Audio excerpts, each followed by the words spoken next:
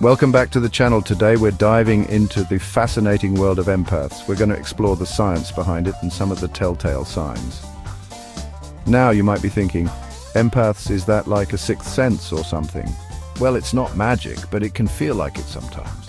Did you know that being an empath has been scientifically proven to be real? Let's explore what that means and how you can tell if you might be one. We'll go through 10 common signs, and trust me that you'll want to stick around for all of them. Let's jump right into our first sign. You're highly sensitive to other people's emotions, and I'm not just talking about noticing when your friend is having a bad day. Empaths, they feel it almost like it's their own emotion. Ever walk into a room and immediately sense tension, even if nobody's said a word? That's your empathic ability picking up on the unspoken vibes. Now, this sensitivity isn't just some mystical thing. There's actually a scientific basis for it. You see, our brains have these things called mirror neurons, and researchers believe they play a big role in empathy. Essentially, these neurons fire up not only when we experience an emotion ourselves, but also when we witness someone else experiencing it. So in a way, your brain is mirroring the emotions of those around you, making you super tuned into their feelings. Our next sign is a big one, especially in our fast-paced world. Feeling overwhelmed in crowded places. You know the feeling. You walk into a packed concert or a busy shopping mall, and suddenly it's just too much. The noise, the lights, the sheer number of people, it can feel like sensory overload. For empaths, this experience is amplified because they're not just taking in the sights and sounds, they're absorbing the emotions of everyone around them. Imagine being a sponge, soaking up all the joy, sadness, anxiety, and excitement in a crowded room. It's no wonder empaths often feel drained after spending time in these environments.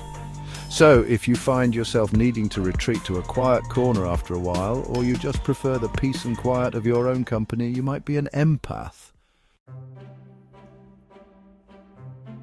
Now let's talk about something a little more peaceful. Empaths often feel a deep connection with nature. Have you ever gone for a walk in the park or a hike in the woods and felt your stress just melt away? That's the power of nature, and for empaths, that connection runs even deeper. Nature has this incredible ability to ground us, to bring us back to ourselves. It's a place where we can escape the constant buzzing of human emotion and just be present.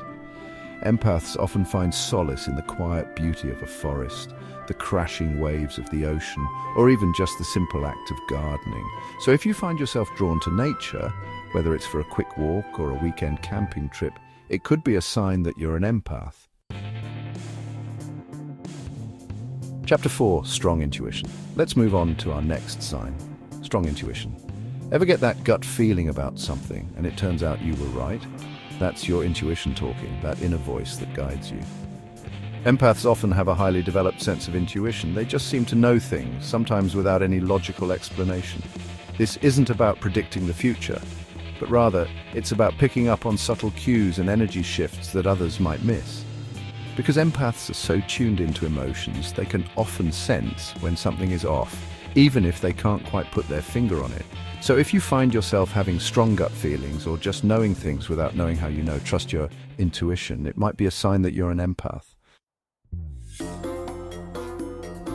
Chapter 5. Need for solitude. Our next sign is all about self-care. Empaths often need plenty of alone time to recharge. Now, this doesn't mean they're antisocial hermits, but they do value their independence and need time to themselves to process emotions and decompress from the world. Remember how we talked about empaths being like sponges, absorbing everyone else's energy? Well, all that absorbing can take a toll. Imagine carrying around the weight of other people's emotions all day long. It's exhausting. So, if you're an empath, it's essential to carve out time for yourself, whether it's reading a book, taking a long bath, or simply enjoying some peace and quiet. Chapter 6. Absorbing others' pain. This next sign is a double-edged sword. Empaths have a tendency to absorb other people's pain, sometimes to their own detriment. It's like they have this incredible capacity for empathy, but it can also be a burden. Have you ever noticed that you feel physically or emotionally drained after spending time with someone who's going through a tough time? That's because empaths don't just sympathize with others, they actually take on their energy. It's like their hearts are so big they want to carry the weight of the world for everyone else. While this is an admirable quality, it's important for empaths to learn how to protect their own energy and set healthy boundaries. Chapter 7. Difficulty in relationships. Relationships can be both incredibly rewarding and incredibly challenging for empaths. On the one hand, empaths are deeply compassionate and understanding partners. They truly see and value their loved ones, and they're always there to offer a listening ear and a shoulder to cry on.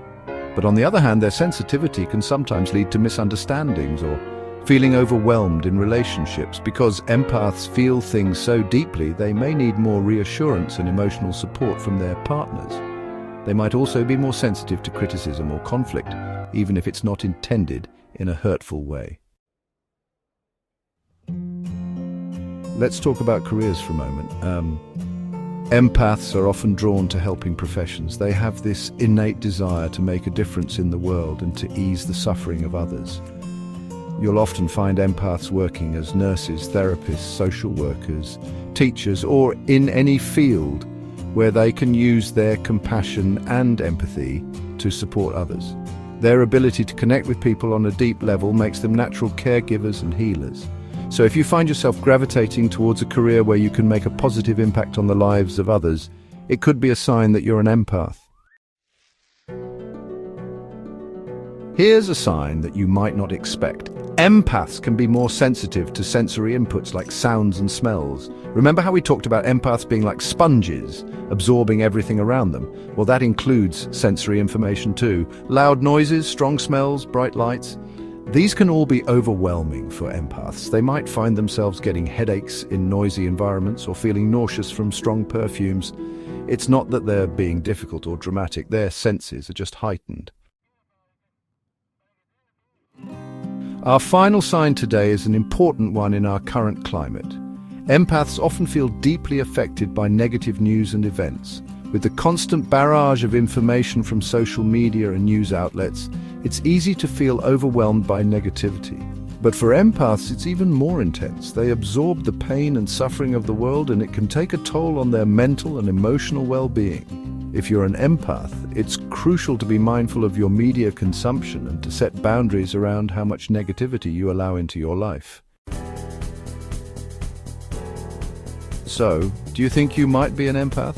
Let us know in the comments below.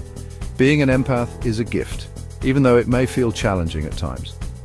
Your sensitivity allows you to connect with others on a deeper level and to experience the world with incredible depth and compassion. Remember to prioritize self-care, set healthy boundaries, and embrace the unique beauty of being an empath. Don't forget to like, subscribe, and hit the bell icon for more insightful videos. See you next time.